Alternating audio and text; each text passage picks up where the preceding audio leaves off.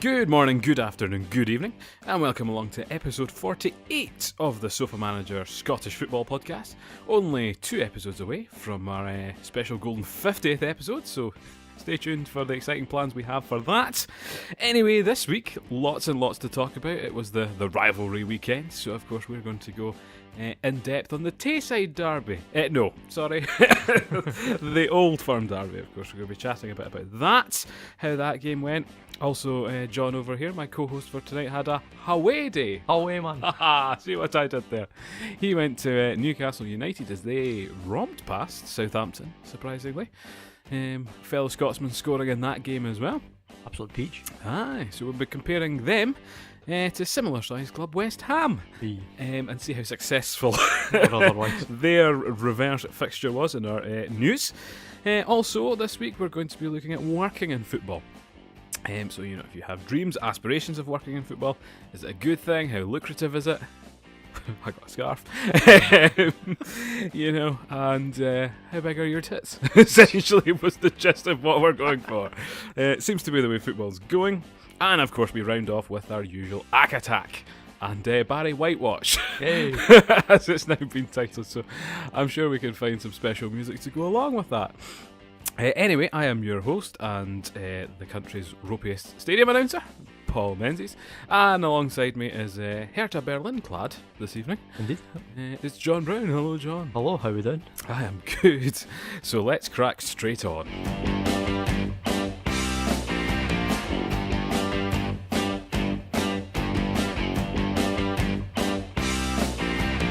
Anyway, to start with our usual news fixture. So we'll start talking about, you think West Ham first or Newcastle first? One and the same. Well, actually, no, they're completely different. Yes. Well, amazingly, Newcastle very high up in the order of the match of the day highlights this weekend. Oh, makes a difference. I managed to see them this time. Ah, no, same here. I'm usually gone as soon as I think Leicester came on this week. I was like, whatever. So they beat Southampton 3-0, and you were lucky enough to be at the game, John. Aye, absolutely bouncing. With 52,000 very passionate fans. It was great. Really fantastic atmosphere.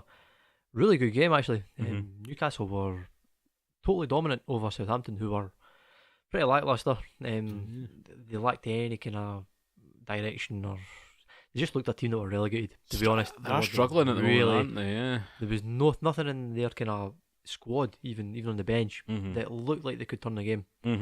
That's a worry, but I don't care. We're not quite right. Only Newcastle's, I think, third home victory this season. I think I've beaten the two of them. Aye, so they are few and far between. A bit of a lucky mascot there. But no, atmosphere absolutely bouncing. Again, the passion of those fans up there is just brilliant. Something else. It's proper what you would hope a Premiership game is going to be, the atmosphere. It's guys, and they've started bringing in flags now. It's a real... That's a new idea. That was very creative of them to come up with that. Retro based. And a wee tifo display that wasn't shown on Match of the Day, which was a disappointment. Right. Okay. Because I sit in the Gazza-Gate just behind all of that, so you kind of look down on it and you want to see really what it looks like from the other side. Yeah. But no, it was fantastic, and fair play to the Southampton fans. It was maybe about 2,000 of them up in the gods.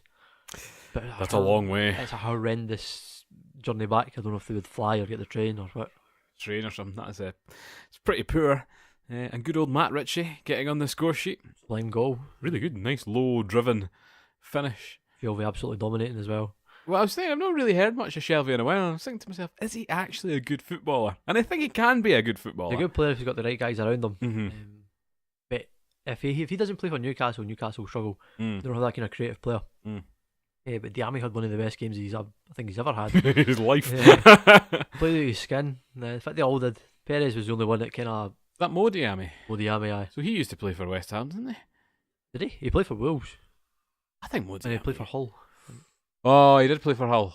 He played for Hull when they got promoted and didn't stay. He went to Newcastle instead. Maybe I just think every African under the sun's played for West Ham. I don't know. Probably. It's a bit of a stigma. And Kennedy getting his first 2 goals. And is he Brazilian? He is, aye. Yeah, I was assuming with a name like Kennedy, I'm thinking, that's quite a homegrown, but to my surprise, no, he's actually a bit of a foreign.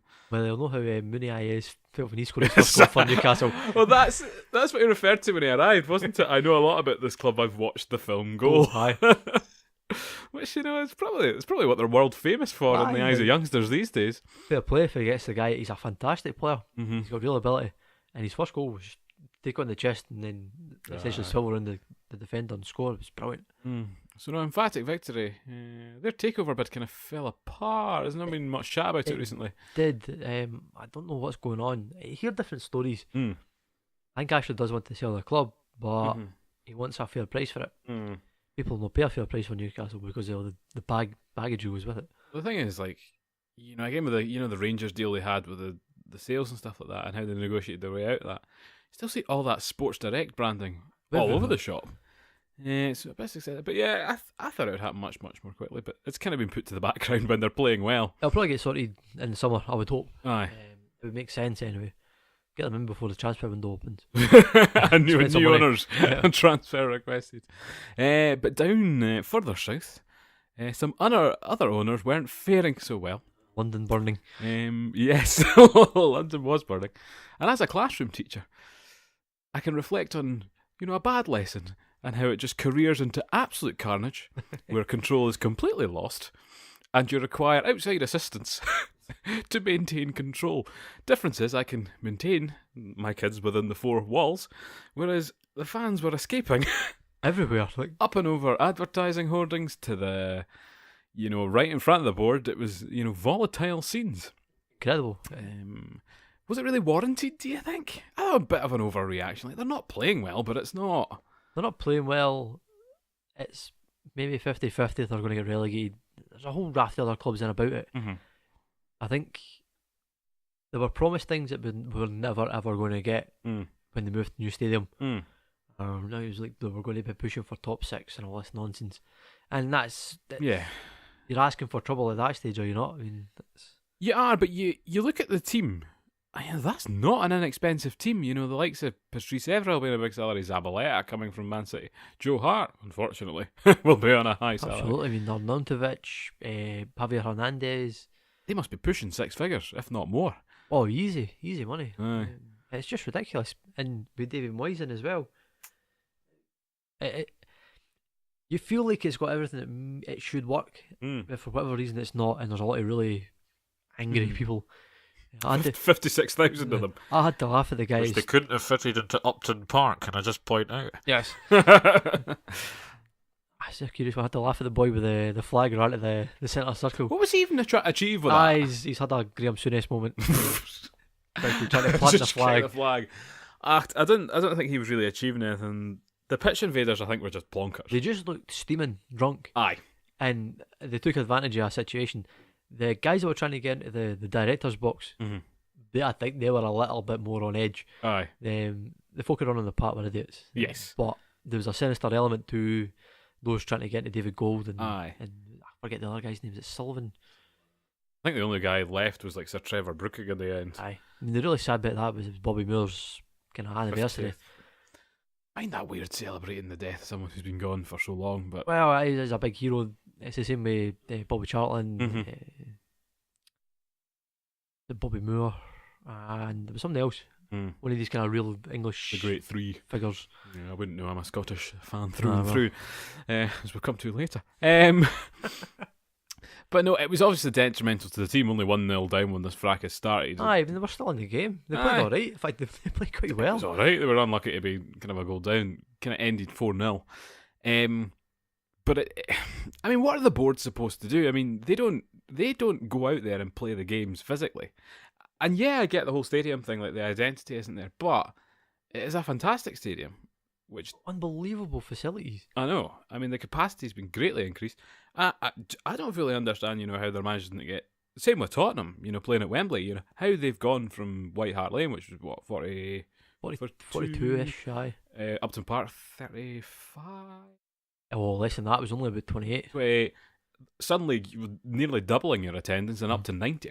I don't know where all these fans have suddenly come from. I think there are problems with the London Stadium and that. There's a security element to that stadium that was never thought through. When you've got so many people, though, you can never. Every other big stadium in the world, broadly speaking, can handle this. It just seems to be this London Stadium that has an issue.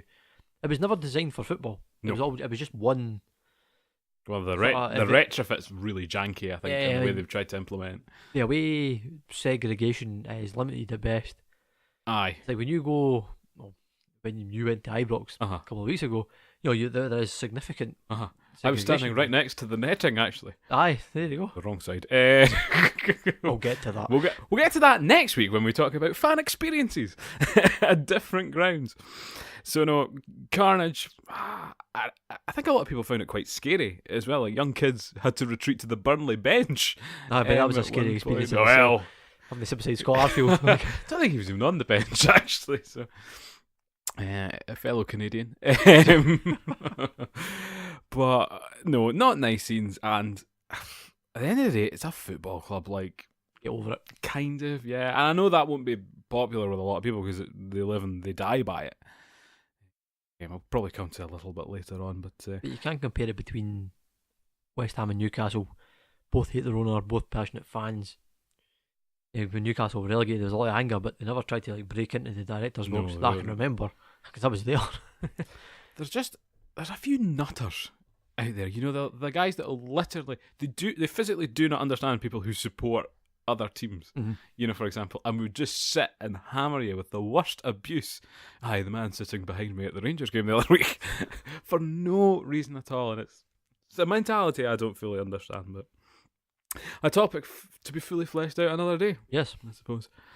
Anyway, also to fantastic owners of football clubs, Dundee is losing a combined, I think, 1.7 million between their two football clubs. Nice. Has come out this week. So, which one do we want to start with? Dundee United. Plus a coin. We'll start with because we don't have a coin to toss. So. We're all paperless here at Sofamanager these days. Cashless, contact only, contactless. Sorry.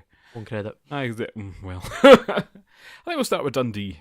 It came out that they lost £1 million this week, and very prominent reporters of this were the Daily Record. Who knew all about yes debt, administration.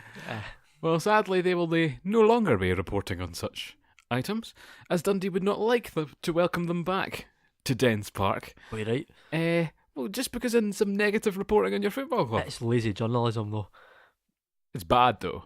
And I know there's a lot of money behind Dundee, and losing £1 million is maybe not that bad a thing, but... Yeah, but I haven't seen the accounts, so I don't know if it's just losses, or if they've been investing in this project for the new stadium and paying off debt. I think in both cases, debts have come down to somewhere quite manageable. I mean, with Dundee United, they've sold their training ground. Yeah, I saw that. That was a bit of a shame. Well, they sold it to their major shareholder, who's now the chairman, with Stephen Thompson stepping down. Right. Complicated. Okay. So it's effectively a loan. Well, he now owns it and can do whatever he wants with it. So he could demolish it and build new flats, or he could keep it as a training ground for Dundee United, who'll rent it, pay for its use. Obviously for a reduced rate, one would imagine. And that seems to have kind of alleviated their financial distress for the moment. Yes. Quite if they'll last another season in the Championship remains to be seen. Looking at those Dundee United accounts in particular, they've just been hemorrhaging cash in the Championship. Like the last, I think, 2 years have been catastrophically expensive. They spent a lot of money when it was the same season as Hibs. Bad idea. Which was a bad idea. They spent an even huge amount of money this season and spent it on rubbish. Their team, frankly. Their team this year, of the, 4 years have been in the Championship now? 3? This was their second. It's only their second, believe it or not. Got to be 3. And I got relegated the season Rangers went up. Did they? Right, well, the 2 seasons... Are you sure? Okay. Fairly confident. Well, this is definitely the worst team they've put out. I thought last season's team was quite good, because there were still a few kind of homegrown talents in there. I mean, Simon Murray was a decent player for them. Ivy looked alright. He's now injured. It's just a strange one. They feel like they should be a big club, but they don't quite have the fan base to match sometimes, and I think a lot of them are being turned off by management decisions. Well, they don't have the fan base now. For example, like their attendances aren't 3, 4, 5. They're pretty horrendous compared to it's not much better at Dundee. And again, they're kind of living on the former glories of the European because that's the only reason they're part of the kind of Scottish football They elite. live in the 80s, aye. It's Aye. You know, the true order, Aye. which we'll touch on. a bit like Aberdeen. But Aberdeen are up there. At the moment, We're getting a new stadium. We'll be back to it. It's fine. It's the way football's structured now that we're never going to see the glory days of it'll old. never happen. If you don't have the supporter base, you don't have the money. It's not going to happen. But to solve the problem at Dundee United, Shaba Laszlo has continued to try and construct his meme team. It looks like Bilal Mojni, Lee Irwin's attacker, in the blue corner, could be returning to Scottish football and helping out Dundee United for the rest of the season. Get relegated. Well, that would be a travesty. What a disaster. Literally would be a meme team. I wouldn't be surprised to see someone like Philip Sebo return up front. Absolutely. Joey Barton, I don't know if he's retired yet, could come back in the midfield. Joof. Joof would be another good one. Well, that would be an improvement, perhaps, on what they already have. That's Get the back, issue. Joof. We should put that together at some point, our Scottish football meme team of totally horrendous plonkers. Write in if you've got any suggestions for that. On the other side, though, Dundee, the Daily Record ban reminds me of the kind of Rangers ban on the BBC. He's still in force. Still in force, you were saying on the radio. Listen to the Old Firm commentary on the way home today. They were watching the Sky feed and commentating off it. Oh my goodness. So you could listen to Packy Bonner, Stephen Thompson, and is it Craig, some of the other commentator, argue over the highlight. Right. Right, this is murder. That's horrendous. I mean, you would. I don't even know how that's acceptable because BBC Scotland will actually pay some money to cover these games. Surely. So surely the clubs would have to let them into the stadium. Especially on an away fan perspective or the away club. If you're in this case, a Celtic fan, Celtic, part of the backroom staff, whatever. Mm-hmm. Yeah. How on earth are you supposed to correspond with what's going on? You can't get access to Ibrox. No. Even though you're a away team. Exactly. It's bizarre. And how did the BBC get the highlights if they're not allowed in? Well, they would take them for because it's not. I don't think it's Rangers TV highlights. It No. must be a world feed. But for a game like that, they'll take the pictures that Sky use because I Even think the Sky pictures will go out worldwide as well. Even if they're playing like Hamilton or Kilmarnock, Uh-huh. the BBC will still get the highlights for it. Yeah. But I don't know what the arrangement is for that. It cannot be BBC I cameras. think there's only been a few times I've seen some funny games where like internationals and cup finals. Sometimes you'll watch on one broadcaster and then you'll watch the highlights and you'll see that they're from the opposite end of the stadium. Aye. Again, that's quite rare. I think they'll get the pictures from there, but again, remember when Sir Alex Ferguson would never talk to the BBC because of one thing some guy said to him in like 1997, and then the Premier League had a quiet word in his ear and went, right. Eventually You get the message. So, Chris McLaughlin, Rangers Football Club, come together, have a wee cuddle, a quick kiss, and just get it sorted. Because, again, on Sports Sound, you have sometimes, Stephen Thompson or Chick Young, in some studio somewhere. I'm sitting watching the Twitter feed. Well, not far off. And, like, folk are writing in saying you're blatantly not at the Rangers game. And they're like, okay, we're going to have to give up this act. Because it's embarrassing, I think, for both parties now. I think it's petty on Rangers' part as well, just 5 years ago and whatever happened. Get over it. Let bygones be bygones. Anyway, we've already, I'm sure, knocked off lots of Rangers fans, so let's keep going. Why not? On that vein of thought, before I do this, plug the Sofamanager Instagram, of course, at Sofamanager. If you don't like what we do on Instagram, Twitter. There's much less controversy on there, at Sofamanager. So, during the snow days, of which we had a few weeks ago, our Instagram editor, who will remain nameless, excuse me, had a bit of time to put together some more FIFA icons. A very popular series which we had earlier in the year, looking at different icons of Scottish football. I think, who did we have? We had Chris Sutton for Celtic, Ali McCoist for Rangers, Willie Miller for Aberdeen. Truth be told, I don't remember anymore. So, they're the main three. As part of this, when I put up the Ali McCoist one, who I think was about 83 rated, I thought he was about right. Yeah, it was about right. That's not bad. It's about right. I mean, he wasn't, like, I think he was a good player. He was like, Good finisher. 83 is a good rating Aye. for a footballer. That's a team of the week. Aye, well, Scottish icons, they're not gonna be top notch. Like, let's face it. So, a heavily requested figure was Paul Gascoigne. So I thought, okay, heavily fan requested, this will go down well. Paul Gascoigne, and all was going well. The picture looks great, fantastic. 78 was the rating I gave him. 78 was the rating I gave him. Now, I was not a huge football fan in the mid to late to early 1990s. Yeah, mid-90s. The mid-90s. So I'm basically taking pot shots in the dark here, trying to work out, there's not much footage of Paul Gascoigne about, really, is there? He's not a well-documented footballer. So it's very difficult to tell. Oh, no. How bad he is. But I received, as you can imagine, a torrent, or our Instagram editor, received an absolute torrent of abuse for this being completely the wrong rating. And I think some comments were along the line of, I'm seriously considering unfollowing this Instagram account. You're a bleeping bleep. Even Celtic fans came on to say, I never liked the guy, but I think you're wrong. So pelters from all directions. And don't worry, this will be rectified in the coming weeks, where I'm going to boost him up to 86, 87, 88, something like that. 6 is probably a bit reasonable. No, but I need to lean the other way now, John, to be like, it's a working average here. What a hero! Team of the season. So no, but it shows you, especially, how kind of volatile the social media thing can get. Yes. With football fans. You do see a lot of back and forth, before the Falkirk Rangers game. In the lead up to that game, there's a lot of back and forth between Rangers and Falkirk fans. Ironically, all living in the same place. Which is the weirdest thing. It adds to it. Can I afford the bus ticket to a Rangers game? They're saying to Falkirk fans, and they're like, come along and support your local team. And it's like, wow, tin pots. All that malarkey. And this is the first time I've really experienced that in any way. We got the heat. We got the heat, and don't worry, I totally retracted all the tags because that thing would have gone trending. It was flying off the handle, and I was like, this is not one I want to. We want a good one on to go any further. Yes, because I gave Paul McStay a higher rating.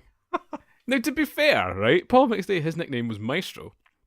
He made in the realm of 500 appearances for Celtic. So, yeah. I don't know. And don't worry, I'm refreshing my rating for the likes of John Morrison. No, not Morrison. John Robertson of Hearts, which I was going to put up. I think I put him a bit low. I'm going to stick with my Morris Malpass one. Yeah, because we don't know very much about We don't know very much, but that was before telecameras. It's really hard to scout these guys. Aye. And don't worry, I've picked up a copy of FIFA this week as well. So keep up with the current. So I can look at the standards. That was another thing. It was like, the other comment was, right, you've rated Paul Gascoigne at 78. Do you know who else in the Rangers team this year has been rated at 78?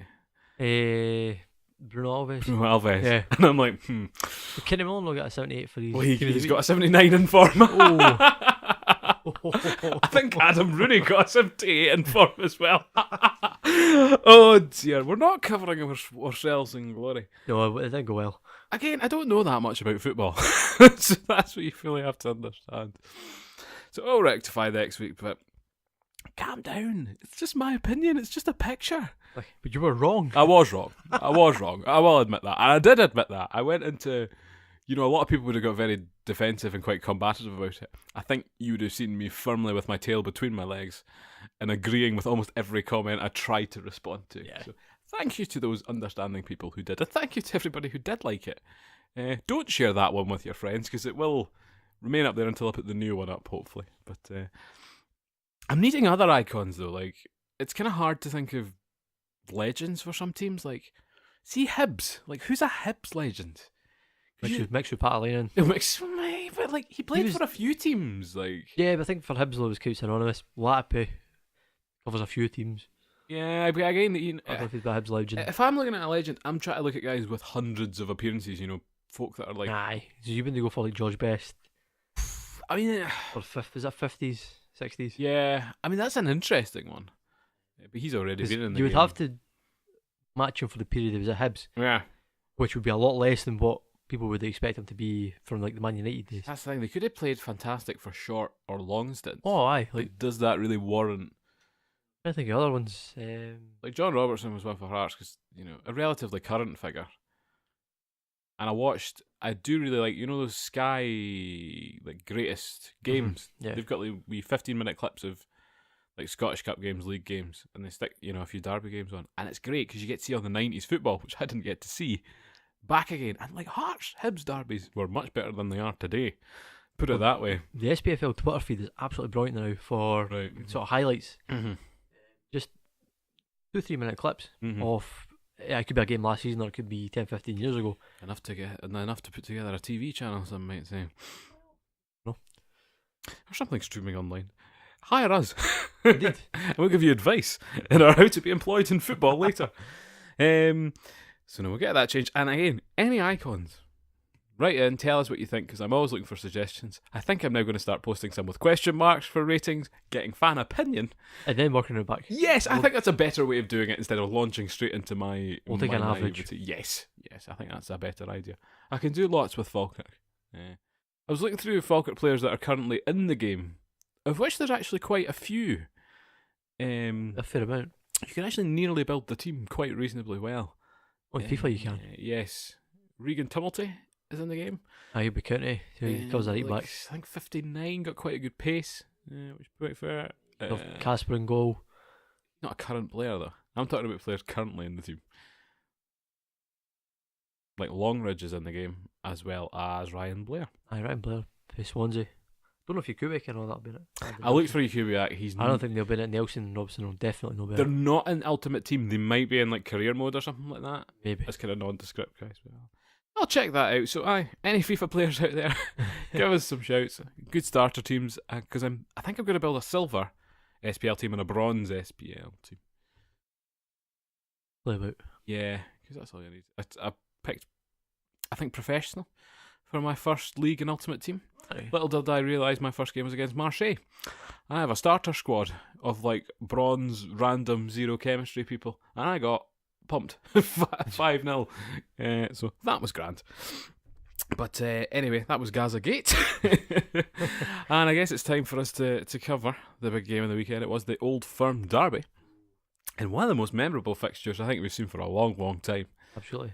So So were you dun, or were you more on the kind of Rangers end? do you know what? I was actually fairly neutral about this one. I was actually a little bit gutted for Rangers because I thought they did quite well over the stint of the game. And I think had they won that game, the league title was, It was the door had kind of creaked open a wee bit. the race was on.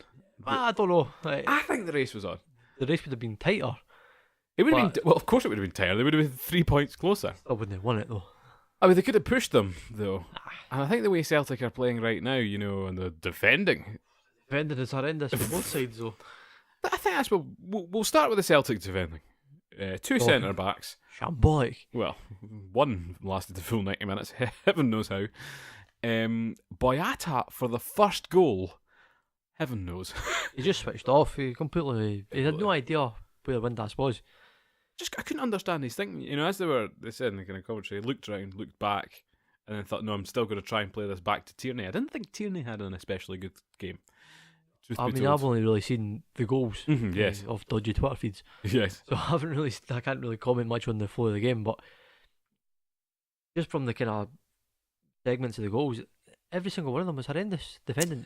They were easily defendable. Oh, yeah. But that's how all goals tend to come, especially in Scottish football. Maybe. I thought that first Windass finish, he just powers it. It's as good as it's going to get for him. I felt That sorry angle. for Bain because it's like you either like get your head knocked straight off. I thought actually Bain did quite well coming in your very first game for Celtic. I am for an Old Firm game as well. That's quite That is the dream. intense. That is possibly the highlight for his rest of his life. Yeah, now. he can retire now. And he saved excellently for the possible 3-3 draw in the dying moments. What a miss though. Well, Cummings wouldn't have done that, would he? No, that's not the first time Morelos has done that He'd either. have sold him to check. Did you see his miss against Falkirk last week? Yes, Hoofed. even worse. The boy can't finish simple chances. He's not scored in 2 weeks, 3 weeks, 4 weeks. I don't know. He's beginning to kind of look like a Dembele. very good. I don't get it. He should given his pace, given his strength, Mm-hmm. he should be a really good finisher. Mm-hmm. I just don't get that feeling about him. I think he's alright, but I think Rangers can do a lot better, given Cummings. what they've been able to sign in January. You look at the way they led the starting lineup. Cummings scored 4 goals. Well, 3 3 and he could have plus, 4. plus an OG, yeah. And they started with him, who missed a sitter, and missed quite a lot of good chances against Falkirk the week before. A team I mean, he was 1-on-1 with the keeper, struck straight at him. Uh-huh. It's, that were very finishable against, as Yeah. we saw. So I don't know if that was the right decision per se. Rangers were scuppered a bit with Bates going off quite early. that ruined him. A bit of a shame. That lad seems to get injured quite a lot. I haunt him. I don't know if is it like small injuries, because like the way they were talking, he had effectively went to hospital and then came back. Yeah, he again. did come back, yeah. I don't know if it's serious or if it's just a continuation, a small. It's a shame because he's been playing so well Mhm. for them recently. Very popular amongst the fans. But he's only notched up, I think, 10, 11 appearances for Rangers. He's only got like 30 appearances in his entire career. Which is funny because I see fans chanting his name. I think you've got less games on your belt than someone like Harry Cochrane at Hearts. Which is Aye. bizarre because Bates now is 21, 22. Well, he's not getting on, but I just think it's funny to kind of see that contrast Yeah, in their aye. careers. Simunovic doing his usual stand-up job in defence. Was that a sending off though? I think so. Have you seen it? Yeah, I can't make my mind up. At the time, I thought it was harsh, but you can't use your elbow, and whether he means to hit his head or not. It's weird the shape of it when you see it, Uh-huh. because it's a proper kind of, he's right angled, the elbow's Yeah, out, and he's if Morelos is there, then he's going to get hit. Aye. If Morelos was like a few inches taller, right, and that's Aye. his like chest. Nothing Not an happens. He's issue. just blocking the guy off. But Exactly. So he's a bit unfortunate in that sense. It didn't seem to matter. No, I thought by that point Rangers would go on and win it. Well, Rodgers brings on a striker in Edward. After that point, after he brings on Hendry to kind of shore things up, brought on Edward for I think Rogic, or did Rogic make way for Hendry? One of the two, I can't remember off the top of my head. Which is a bold move. To go 10 men at a team that has been pressuring you that game. I think Rangers probably had the better of the play, but the Celtic were just so clinical with their chances, and that Dembele goal, with the way Brown's just route won it, And he holds off to the defender really well. that was a Finish. sensational goal. Yeah, it was just a brilliant game. I know, I'm kind of disappointed I missed it. To watch it. Yeah, you The listen radio- you listen to the commentary on the feed that you could have been watching. Yeah, pretty much. Ultimately. Which was bizarre, but that's the way it goes. That's it over now, really. Just give them the title. Pretty much. But I do think Celtic are coming to a point now where, before Brendan Rodgers was untouchable, nothing he could do wrong. He won everything literally for the last 2 years. Now we're at a point where Rangers, to be fair to them, have spent quite wisely. The January Eventually, transfer aye, window. I think, looking at some of those players today, I thought, Murphy is on a par with a lot of those Celtic players. I look at, how good Rogic was dribbling through a few folk. I think Murphy could match him for that. You look at the kind of pace and penetration of Windass, probably matches up to Forrest near enough. I think Forrest having a very, very good time. Yep. Bit of bite in midfield with Brown, and I guess that Doherty offers that as well. Although a lot of people say Doherty had a good game. I'm not so convinced. I think I don't know. I mean, was he that good at Hamilton? I think he was a standout in the Hamilton team, but then the Hamilton team isn't all that great. I think he'll be a decent signing for Rangers. I think he will be eventually. I'm going to give him some slack because he's young. When Dorrans is in there, well, that's a decent Well, midfield. Ryan Jack and things to come back as well. I think. Well, maybe not Ryan Jack, but Whoever they do end up playing, but I think this is one of the best sides. Defensively, there's a few question marks. for both sides. I think for this summer coming up, it's going to be a huge, not a rebuilding job for Brendan Rodgers, but he has to fix the problems that are there Yes. that he maybe should have addressed Well, last summer. in January, for example, we look at he signed Hendry and Comper. Yep. Comper has very rarely played. He's already 32. Aye, I it's know a that's what you need from defenders like that, the experience. not a But strange signing. played one game against Morton in the Cup. Is it? Aye. Yeah, I'm sure he's injured again, so that's him. So that was a tough sign. I know it's the hardest thing at the moment is to sign a good defender. I think they're actually the most valuable things in football right now. But the question is, are Rangers now on the same level as Celtic?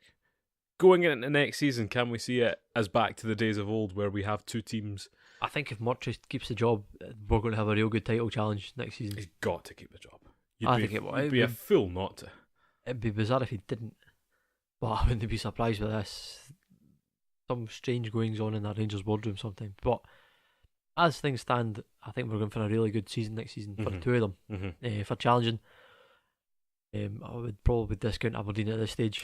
Well, for me as a fan now, I can see Rangers start to ease away. Aberdeen, two quite bad results over the last 2 weeks. I think Aberdeen have come to the end of their arc. They've gone for the peak. They're now going to go through a trough as they start to rebuild again. A little bit. There's going to have to be a change somewhere. I don't think McInnes is necessarily the change that has to be made, but they have to come up with something new, a new system, a new way of playing that kind of done, and now everyone knows how to play against Aberdeen now. It's the same as Celtic. Oh, well. If you press Celtic, their defence isn't good enough, and you can get a result. Kilmarnock proved that. Well, that was going to be my point about, Rodgers doing nothing wrong.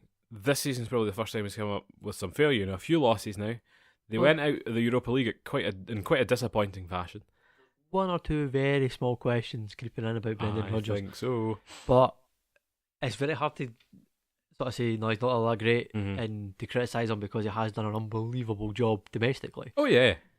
He's shored things up, and he's kept the boat going through quite an easy time. But Dyla was doing that anyway. I think Dyla would have struggled this, given the strength of the Rangers team now. I don't think you would have seen that much of a... I don't know. We're going to see, because the Rodgers stock right now is very, very high. And there's talk of him, the Arsenal job. The Arsenal job maybe not too far away. Everton might not be too far away. If he can hold on that bit longer. Yeah. Murty, there's a bit of criticism today in his kind of substitutions. He didn't really go for it when he could have done. Maybe experience. Maybe in Celtic were very, very dangerous, which they did show. So, no, excellent, very exciting, and we kind of go on from there. I think everyone will go away from the day happy. Rangers fans got something to cheer for. Well, Celtic fans more so, but it's an encouragement for Rangers. I mean, fair enough, they've been kind of building themselves up for a title challenge. They're going to happen, I'm afraid. But this cup game in a few weeks' time. Now, that's a completely different story because it is simply a one-off game. Full venue, and there's a lot more at stake. Whoever wins that wins the cup. Yeah, pretty much. And if Celtic win it, they're going to win the treble. So if you look at the pathway, Killie have played quite well against. I mean, but they play Aberdeen on Tuesday night. Oh yeah, I'm totally right in. That's a done deal for them. I've written off Aberdeen because Killie are currently unbeatable. Yep. So there's kind of nothing to that. So that'll be a very, very interesting fixture. And if they do lose, sack Brendan Rodgers. Yep. I bet you some people will actually say that. The banner will be out. Oh, Rodgers out, aye. But speaking of big long banners. Well, now that Celtic have kept the natural order and... Yeah, there you go. Craig Levine's words have come back to bite him. I'm pretty sure not for the first time. He's not a very likeable fellow. Nah, I don't like him. If we're honest. Him and his snaky partner Austin McPhee in what was another dismal Edinburgh derby. Quality-wise, it was horrendous. We actually, on Sports Scene tonight, they started at the second half, which is an unprecedented, thing that I've seen. 2 moments of quality from Scott Allen, getting his first goal back. Played relatively well, and McLaren for the second. Steve McLaren. Scott McLaren, the Australian. He nearly got, was it Canberra? I think nearly scored one of the most fantastic goals. But it came careering off the bar and back out. I've never seen that. I've only seen the 2 goals for this as well. The Scott Allen volley is sublime. I know it takes a very slight deflection. Aye. But the kind of technique for it's brilliant. He's just so quick that the keeper has no chance because it happens so fast. He unsets everyone, and it was perfect. It was driven, again, quite low, out the way of everybody, and it was like one of these threading the needle through the Hearts' defence. Do you reckon he's one of these kind of players that it just works for him at Hibs? Because he's He's been great at Dundee. Nah, he was hopeless at Dundee. He never got a chance at Celtic. He went into the Rotherham as well. Didn't really work there. Done nothing there. Then all of a sudden he comes to Hibs and he's like the Back world's on greatest it, yeah. player, and everybody's talking about him coming into the Scotland squad. He's definitely a confidence player. Which raises the question, like, what do you think of like second spells at club? Is it the kind of the failed and come back, or like For him, I think it is. it is for to be him, honest. aye. But it works for him. I know he'll be making maybe less money than what he could have if he had just sat on the Celtic bench. Oh, aye. But he's a great talent. I hate saying it, but he is. He's a good player. Yeah, I think he can blow hot and cold. But he's working well on that Hibs team. I think it's interesting comparing the kind of two different recruitment policies of kind of Hearts and Hibs. Hibs, have an absolutely stellar front line at the moment. They basically revamped it in January It's pretty lethal. from what was quite strong before. Lots of big names, quite well experienced. Hearts, on the other hand, a lot of youngsters in there. It's almost too much now. Well, they're still hampered by a lot of injury problems, but they've always been hampered by a lot of injury problems this season.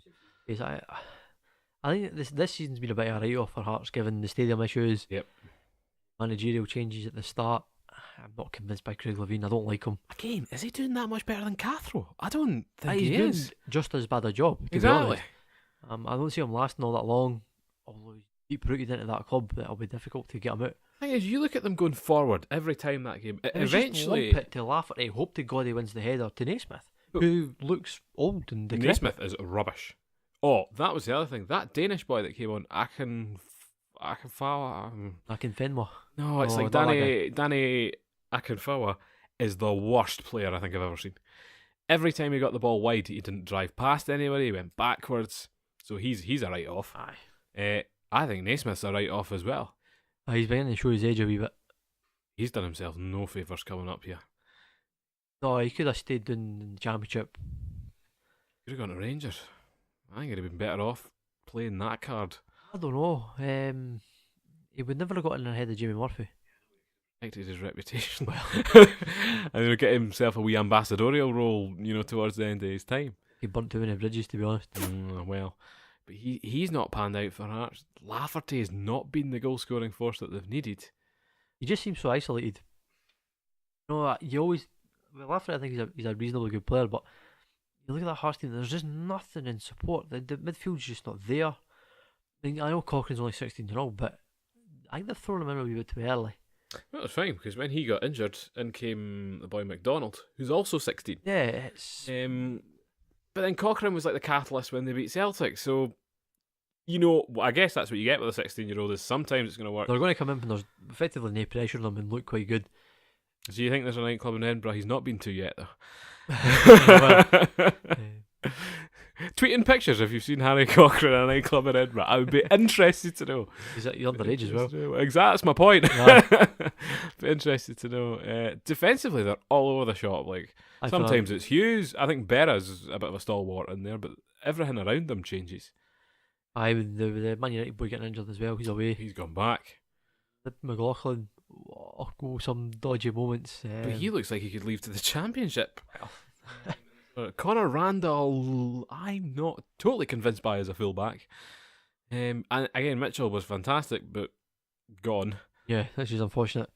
So I can't remember the other boy's name. Is the kind of right winger? Linkovic? A kind of Brazilian name. Oh, Godinho. Oh, aye. I thought he looked alright. Probably.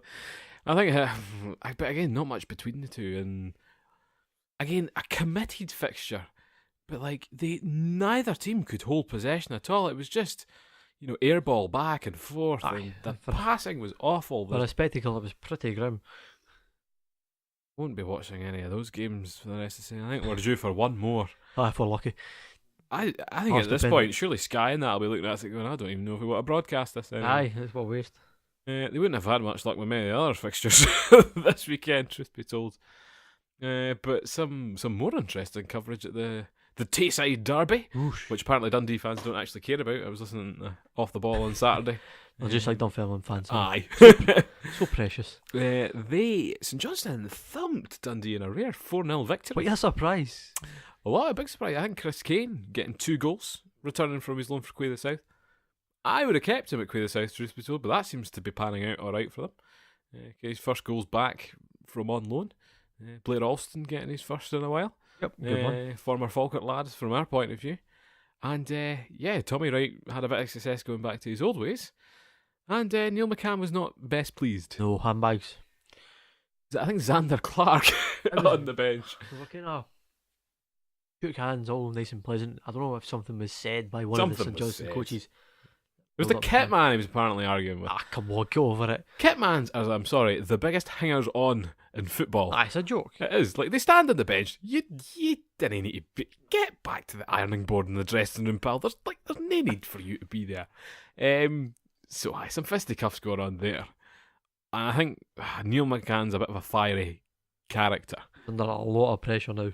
Well, but you look at it's a mirror image. Look at the dire straits Dundee were in last season when he came in to kind of steady the ship. They've gone exactly the same way.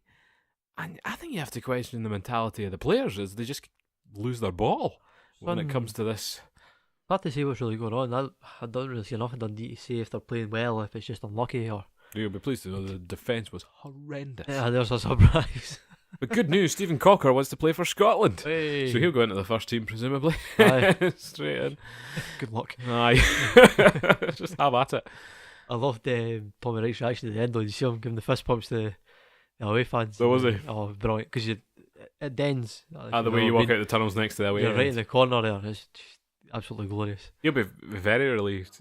He got more success going back to kind of his old guard. I think that result pretty much saved his job and probably St Johnstone as well for the rest of the season. Again, his stock was again so high at the start of the season. People had him in for, if Derek McInnes left, was he going to get the Aberdeen job? Shouts for Northern Ireland if Michael O'Neill had left. None of that happened, and he's been left with a bit of a situation. And interesting news, I think Murray Davison shaved. Which was good because his beard looked awful. Yeah, what a difference. Again, check out the Sofamanager Instagram for that. Post Gaza. Yes. Pre-Gaza, post-Gaza. That's what I could post. The pre and post-Gaza era. So yeah, a very exciting game. Give the sports scene lads something to talk about, at least. And what was the second most exciting game of the weekend, to be honest? But Hamilton getting a win in the Lanarkshire Derby. I think first win against Motherwell this season. Quite a surprise as well, to be fair. I never expected it. It was their new boy, I think, Ogbo. I'll leave you that one. I think it was Ogbo. And it was an amazing back heel. But he is a striker. And Hamilton. I've been really struggling to find a good striker. So this guy came from like Crete or something like that. Presumably they thought, right, who can we sign? Who could get a cheap flight to Prestwick? Like, and that's who they came up with at the start of the season. And he got his goal, I think, along with Templeton.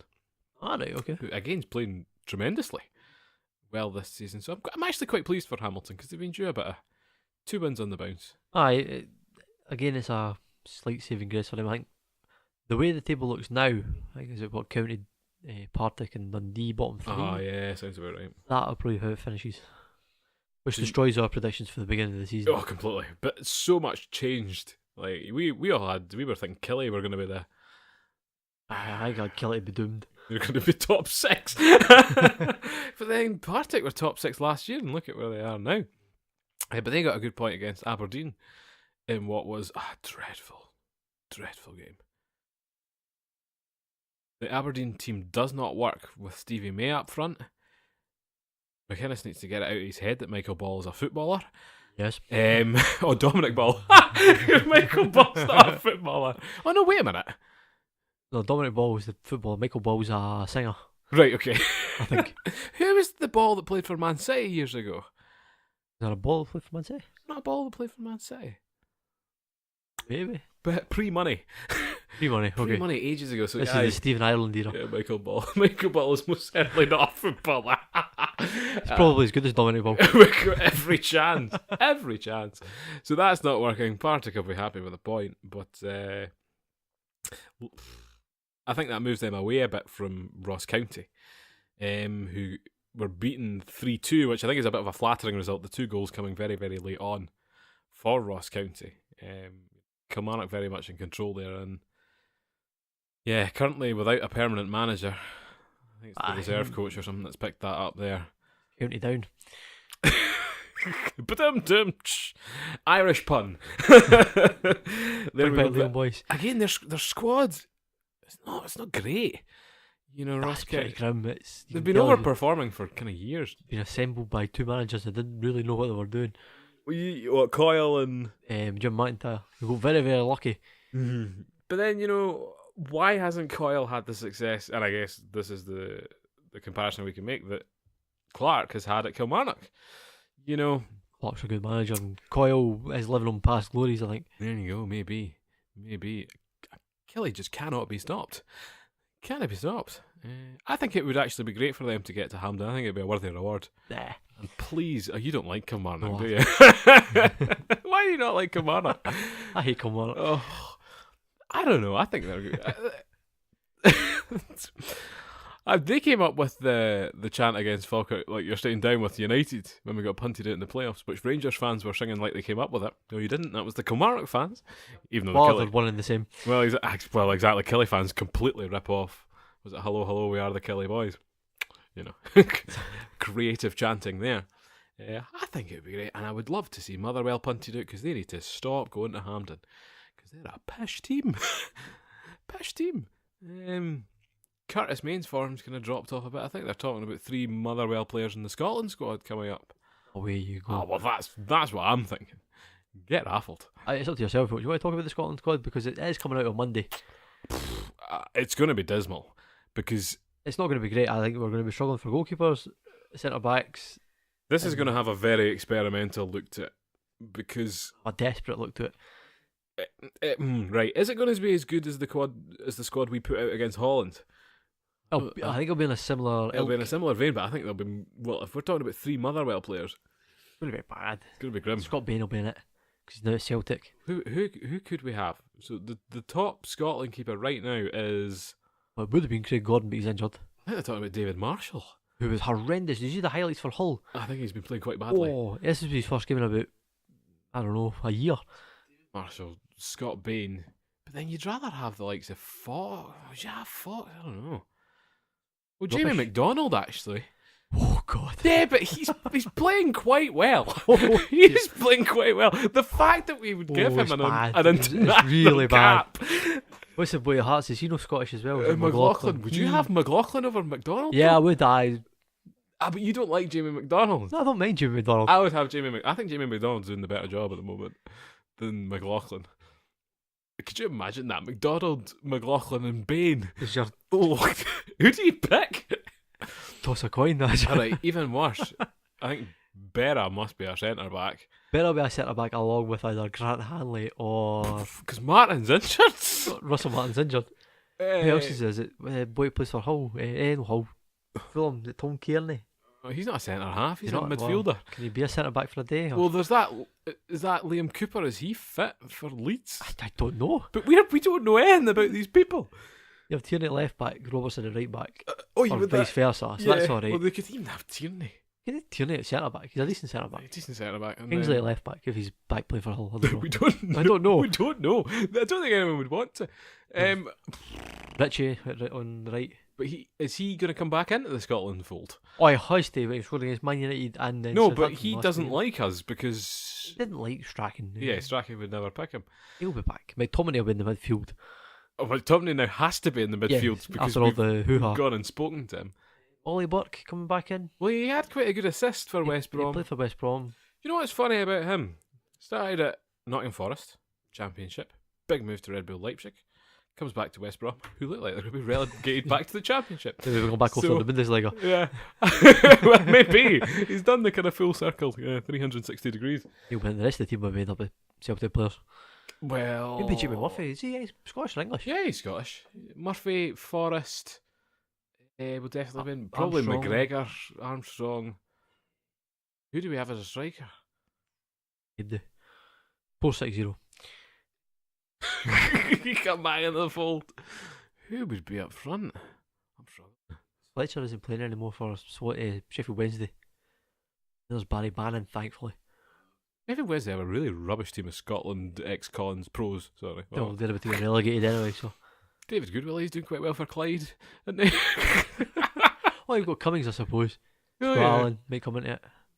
But then this is not. It's not it They're doesn't not- fill you full of confidence. They're not international footballers. No. Not international footballers. Yeah, that's filled me with cheer. Thanks for that, John. That's no worries. Just singing it out. McLeish has a serious job on his hands. What a fool. What an absolute fool. Serious job. Scottish football's never been more exciting in the league, but never have we produced. He's worse hoping he's going to win about 4 or 5 games out of maybe 10 and then move back down to the English I mean, Championship. he's basically a free job for about a year because we aren't really playing anybody. They're important. Yeah. Even then, after that, I mean, they've Well, we're got playing Israel and Albania Albania, aye. in our thing, which we should be alright with. I don't know about Israel. I think Israel could be an They interesting. could be alright. See, that's my thing about Israel. I think there could be a few decent. Bad, I don't know. I think a lot of them play in Germany and then in Israel as well for Tel Aviv. And Mind, like folk like Kyle and that were actually quite good footballers. even Jose Benayoun when he was at Chelsea was a Good great player. I'm not going to name you any more Israelis now. Yeah. David. David. Just David. Jesus. Okay, right, whatever. Jeez, we'll send you to the Gaza Strip for the away fixture. There you go. So no, we're not looking forward to who's going to line up for Scotland. I'll throw you in the Sea of Galilee. Shame on you, John Brown. Shame on you. Those Sunday school classes What's coming the back. capital of Israel again? Well, Jerusalem. that's a contentious Oh point. no, we're not getting into it. I was trying to think of a pun based around that, but there isn't really. So we shall move on swiftly. I guess the last topic: working in football. Why? And who would want to do that? How do you want to work in football, John? You, you kind of do. We run I would this. work in football, yeah. Yeah. I think if the money was right.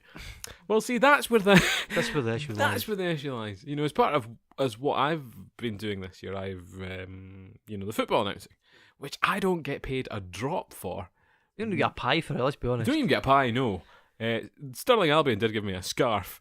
Nice. That dried up quickly.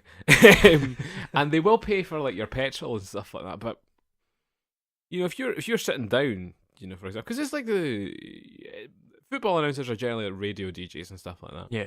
You sit down the night before, maybe it takes you about 2 hours. If you're fast, you can probably do it in an hour and half an hour. I have to build up a collection of like junk music for like 1980s and stuff like that. If Falkirk ever narked me off, I was going to play some follow and stuff like that. we'll keep that to ourselves. But that's like an hour, 2 hours out of your time. You turn up, you give kind of 2-3 hours out of your time, all for nothing. And it's the same for a lot of clubs. A lot of it's like volunteer stuff now. Media guys are all volunteers as well. Like all that camera work you see. It's all done by fans, It's all really. it is exactly done by fans. So it's a very difficult. It's even difficult to be a volunteer, you know, for these teams because so many people want to get involved, want to get proactive. Do they? Yes, they do. Surprising. Well, I always thought there was a hardcore group of folk who wanted to do it and they were always a clique. oh, And it was very difficult to break into the clique. there is that absolutely, and I think you know they all see it. There's people I've been at various football clubs. I'm shocked to hear that they're volunteers. You know, for the amount of work that they do. And it's like, why? You're turning up to watch like a drab Championship League 1, League 2 game, which the club sees a privilege that you get to do it for free. Aye, I'd Blimmin' not. taking you for a ride, to be honest. Absolutely. Which reminds me, are you going to renew your season ticket for Falkirk next year? I haven't moved my mind up yet. I thought you'd be on the edge with your wee Newcastle trips becoming more and more frequent. It's like They're getting very frequent, actually, to the point where a season ticket's value. there's more value for money, exactly. Because I can pass it a bit and, bump it to my pals if they want to go down. Exactly. But I think the point kind of rose from that there was a wee journalist position at a very established news organisation who aren't allowed into Ibrox. So if you're a Rangers fan, it's not a position for you. That's one of the benefits. Exactly. They had a wee trainee journalist job. Aye, but this was more than just for Sportsound. This was for several. One of the positions was Sportsound, BBC Sportsound, which when I first looked at it, I thought, wow, yeah, I'd be really interested in that.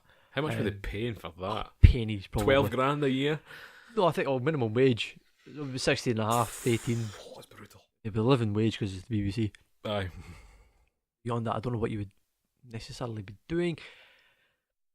It appeals because I do enjoy doing that kind of thing. But absolutely. then I like the industry I'm in. I'm in financial services, so You get paid more for it as well. well, Currently, you do. I think we're on a par at the moment. But there's the ability to earn more, shall we say, in There's an financial services inspiration, than kids. is Masters qualified.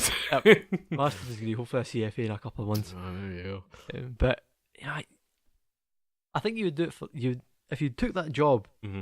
You'd do it for the passion and the enjoyment, Mm-hmm. and money would be the secondary objective.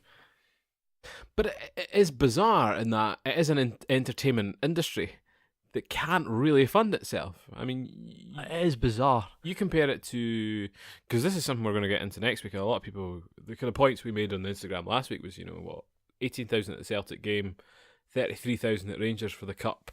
Which is a decent crowd, to be fair. Well, I know, but for a For quarter, a quarter final, aye, it's no great. And the weather thing had part to do, but a lot of people were mourning as they don't make it enough of an experience. Aye, there was only about 8.5 at, and it was For Park, Motherwell? 5.5, 6,000.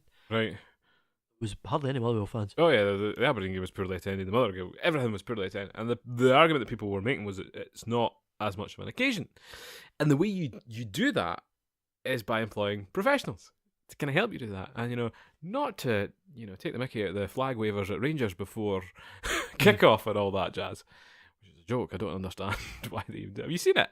Yeah. They're round like the centre circle waving flags. I'm like, what is this carnival we've got kind of going on here? But aye, to do that you've got to have professionals, and it's difficult. And we're Football's in such a not a career though, is it? nah. It's hard to kind of compare it to whether you compare it to like if you go to the theatre Mm-hmm. or you go to a concert, a gig. Mm-hmm, yeah.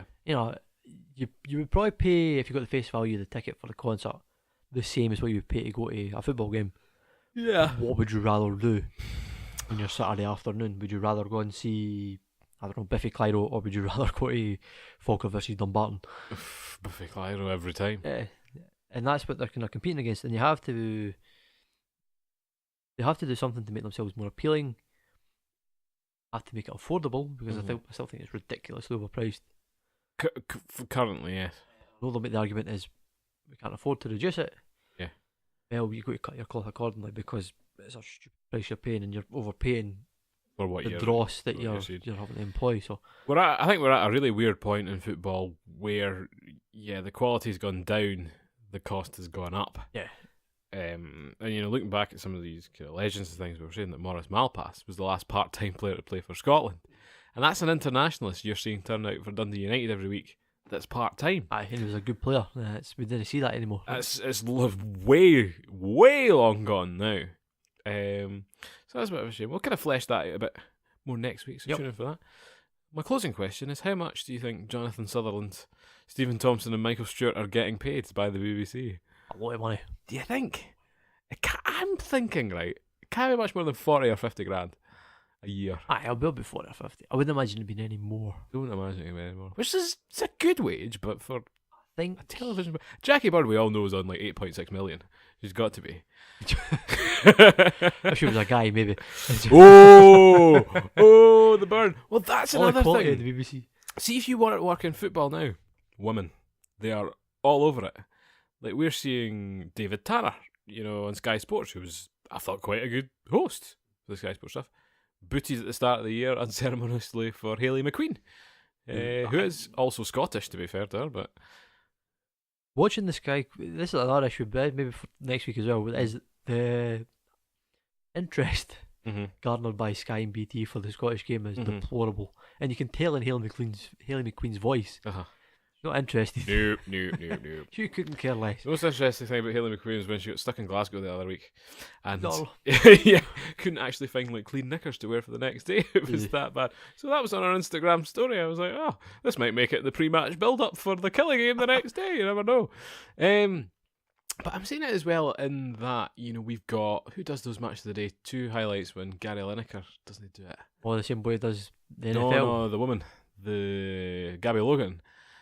for example. Oh, she was doing Crufts. Well, she's flipping doing everything. Were you not saying there's more people at Crufts? There was more people. I'm sure there was more people at Crufts than there was at nearly every single Scottish game this week. Oh, that's a grim thought, isn't it? Dogs are definitely more popular than football, to be fair. Indoors it was warm. Aye. I even said I watched some of it. It was dreadful. Indoors and warm, though. It's more appealing than having rain blown in your face for 90 minutes at the Falkirk Stadium, where we literally had plastic bags covering all the equipment because it was that grim. But that's another thing, actually, about punditry, is if you're not a professional footballer... How'd you get into it? Exactly. And I don't think they're the best pundits. No, they're not that great. I have to criticise because we all want to be one. I think I wouldn't necessarily be a pundit. I would like to host. Aye. Doing a kind of Richard Gordon job. Steady on, I'm the host of this podcast. Ah, well. Boys got competition. Oh, John's hosting next week. I'm taking a step back. It's John Brown's podcast. We'll see how it goes. To be fair, it reminded me about most of the topics I forgot about tonight. So, happy days. I think it's a funny... I thought Lampard was quite good on the match of the day, actually. Nah, he was quite good. He kind of shuffled Janus out the way. I don't rate Jermaine Janus. Where did he come from? He never did anything significant in the game. He was a distinctly average footballer. He even said, as a pundit, he didn't achieve as much as he wanted to. Yeah, because you were rubbish. I know, but he said he came through in a time of an elite generation of England midfielders. Well, Steven Gerrard is sat right next to him, and I'm thinking, his ego right now is just going absolutely ballistic. So, there you go. If you want a career in football, there's very little chance you're not going to make any money. You do it for the love of the thing. Would you do it in any other kind of professional stance? Would you become a journalist? I don't think I've got the skills to be a journalist, kind of writing wise. I know a lot of people have trained very hard and are very proud of shorthanding and all that jazz. And I think it's a dying thing as a football journalist. We don't really... Very niche market. You don't really open the paper, and I think there are some very interesting pieces in there sometimes, but it's a difficult thing to make money out of these days. It's all in kind of video content and podcasting. Yeah, really. So that's where we're going for our millions, listeners. You would be the journalist, wouldn't you? I would have a stab at it, but I don't think my stuff's all that great. I do it from a biased perspective, and I think I don't have the kind of... It's the technique, but when you read the record, then I think I could probably do a job. They're just like summarising. They're not providing. I know that there's the kind of Nutmeg magazine. Yes, which I've looked at and is very expensive, but looks very, very good. I don't know the contents of it necessarily. Yeah, that's my concern. I've been tempted to subscribe. Quite expensive. Yeah, but even so, the stuff you read in Nutmeg, I always think you'll buy it, but the article could have been written a month ago and it's wholly irrelevant. Yeah, and I don't think they've got the kind of consistency, longevity within their stuff. Like I said, it's very difficult for any independent people. The base isn't there for it. Let's be honest. Tell you what though, if you want to do it, just go out and do it, because that's how I got involved in things. We've been plugging away at this podcast now for what, year and a half. A year and a half, and all that stemmed from a conversation in a pub. We just said, why not put a microphone? We've never been back to the pub on as frequent a basis, and we now do this instead, which I don't know if this is a positive thing or not. But, if it's something you want to do, just go and do it. And there's some brilliant people who, like vloggers and stuff out there. The wee 13-year-old boy that does it Stirling Albion, who I watch every week to see how many mistakes I've made on the tannoy, gets way more listens than we do. So go out. There's an audience for it. Well, not a big audience. See, that's the... Right, Crufts. Right, if you want a career, Crufts. That's where you do your start. It's comfy, it's cosy, and it's nice and warm. You want to breed chihuahuas, fire on. On that note, it's time to round off our podcast this week with our favourite Ack Attack. And just to update you, our last Ack Attack was highly successful. Well, 3 games postponed, so we only had 3 quite obvious games, to hit the back of the net with. Yes. All was going quite well. Until what happened, John? Napoli kind of got beat off Roma. In an amazingly enthralling 90 minutes of football. They got beat 4-1. 4-1. They went 1-0 up and then were 2-1 down. No, quite quickly. They went 1-0 up, the gifts were flying. And within a minute, Roma had equalised. Gone. Oh well, hopefully we'll fare a little bit better this week, a little bit better. Fingers crossed. So we'll start with Darren's fixtures, since he's no here. He'll hopefully be back on next week to talk about our trip behind enemy lines to Ibrox Stadium. Well, on that subject, he has actually picked Rangers Oh, versus Kilmarnock. That was the smoothest segue we've never meant to do. Oh dear. So Rangers are playing who? Kilmarnock. Right, what's he going for? He's went for a Rangers win. That'll be... They're unbeatable though, I tell you. I bet Rangers will be hurting quite badly after that. You think? Kilmarnock was laid down to them as well, so... Last time they beat them at Rugby Park, so... At home. This is their big day out. What's... Shut up. All those 3 Kelly fans will be pure raging at you just now. Probably. I probably agree that Rangers should win that though. Yep. His next game is actually Leicester versus Chelsea, which is in the FA Cup quarterfinals. Ew, nobody cares about anything but the final these days. See, once all the minnow teams are knocked out of cup competitions, nobody cares. Well, funnily enough, the BBC disappear out of plain sight after about this time of the competition. All about those Weird and wonderful But that was the zone same. leagues. See those cup quarterfinals last weekend. The interest couldn't have been lower Aye. because it was all Premiership teams. There were 2 Championship teams. Everything had fizzled out to the kind of natural order. Pretty much. Things, what's he gone for here? Went for a Chelsea win, which is quite tight. They should win it. Probably Leicester do have that ability to kind of Is it- overclock themselves. Last thing Chelsea can win this season, so I'd be surprised if they didn't put a full strength squad Mm-hmm. in Leicester. I'm not too sure if they lose that, their season's over. Mm. They're safe from relegation and they're never going to make Europe. So that's an all or nothing for them, really. It is a bit. Oh well, John, what are your fixtures for this weekend? I've went a bit more kind of European actually. Oh, I went for Barcelona versus Chelsea on Wednesday night, oofed. Champions League. Was that a 1-1 for the first leg? 1-1 or 2-1 with a 2-1 win for? I know that William was storming it, that's all I remember. I think it was 1-1. You got Barcelona to take this out of interest? I have got Barcelona to win I it. thought you would. I do think they'll do it. Chelsea are alright, but I think the way the Champions League's kind of worked out now is it's the established big teams They just keep going. historically, and I have a funny feeling that it's going to be Real Madrid and Barcelona as to the semi-finalists, Man City for sure, Yeah. plus another, which won't be Chelsea, and it won't be Tottenham either. Well, no, definitely won't be Liverpool, maybe. Tottenham. Liverpool, if they get a reasonable draw, Who they been playing? Porto. they hump Porto. And then they drew 0-0. Yep. Oh, no, great. I think Chelsea will be interesting because they have nothing else to play for, pretty much now. Well, the FA Cup. Other than the FA Sorry, Cup. that's the most junk point I've ever made. But it's true, though. The only realistic thing that Chelsea can win this season is the FA Champions Cup because League. Man City have been knocked out. Yeah. So the opportunities there. Them doing much in the Champions League, unfortunately. Well, I'm going to have to agree with that. And Barcelona have been so good at home in the Champions League, just kind of killing these ties off. Boy, PSG 4-0 last Thanks, season, thanks, but this John. time as well. So Whatever. Anyway. bringing back to that. What's your second? We're going over to Turkey, Turkey. of all places. Turkey.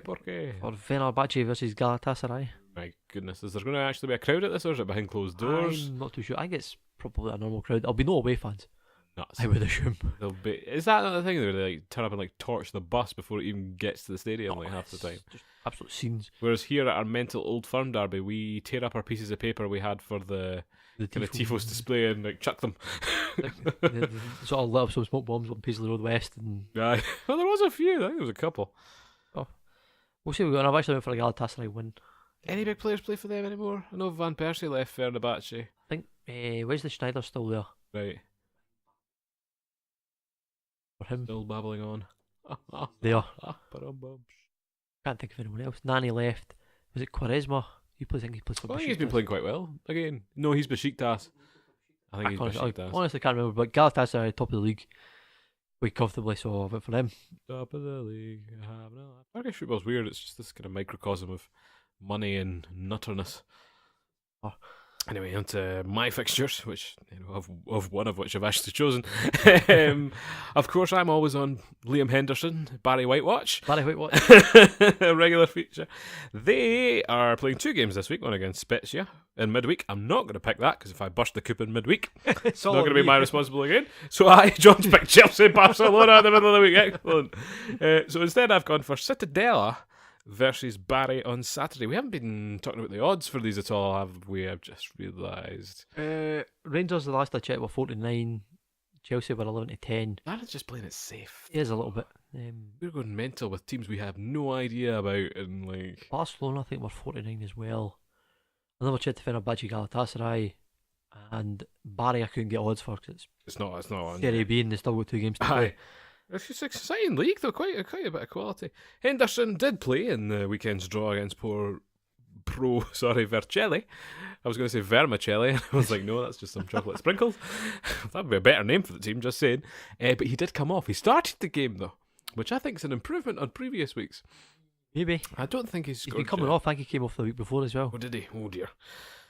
Maybe not be talking about him much more this season. Yeah. So they play at Cittadella at 2:00 on Saturday. Barry are currently 6th in the standings, and Cittadella are 4th. And Cittadella are at home. I'm going to go for a draw. Oh no! Wow. Why do you think Cittadella would be the better idea? Maybe. It's your choice. But then Your choice. I don't know. I could be riding on literally the £10 we would win if we got these all right. What's the form? I don't know. I'm currently Googling Cittadella. While I'm doing that, What was your other game? it was going to be River Pilates against Boca Bocas. Boca. Sorry, River Plate? Plate. Who's at home, Boca? Boca. You can tell this is one of the pictures. Cittadella drew, by the way, against Cremonese, and they beat Pescara 2-0 the previous week. Oh, it's about the same as Barry. Hence the draw. Okay. There we go. Draw. So this is anyway the River Pilates and Boca Juniors is a bit of a South American derby to be played in Argentina. Your Argentinian pals will slaughter me for this. Probably. Just the one. Super Classico. There you go. It's always a very exciting fixture out there. A lot of good chanting, and Boca always have the kind of cool kits and stuff like that. It's the yellow and gold. Blue and gold. The CAB. Sorry, John, what? Lured you into that. Oh, it's getting clipped out. But River Plate, from what I can remember, is a red diagonal stripe on their kit. Aye. That's the extent of my knowledge on this fixture. So I'm going to go for Boca because... They're cool. Yeah. Sound good? Aye, it works for me. Is there any odds on that? Find some odds. We're going to... There's my phone. Oh dear. We'll get some odds. We need to get like some sort of graphic together that we put up, make it look kind of nice and snazzy every week and show how much money. I'll need to give you £2 before you go, by the way. Yes. Anyway, while we chat amongst ourselves, I think that's time to round off this. I think it's an extended episode this week, actually. So thank you very, very much if you've got this far, and if you have enjoyed, please do like and subscribe. It helps us a lot, and follow us on all our social media challenges. Challenges sometimes. Well, it's been challenging this week. Channels such as @Sofamanager Instagram, @Sofamanager Twitter, Facebook, Mixcloud, and of course our mainstay Sofamanager.com, which is loitered all over Gran Turismo at the moment as well. Check out the pictures as to why. So that's a big thank you to listening from me, Paul. Cheers, guys. All the best. And do join us next week where we talk about different fan experiences. Bye-bye. Bye. Oh, no, sorry. Have I said that? It doesn't matter. Have a good evening, a good afternoon, and a good morning. I think we missed it last week as well. I think so.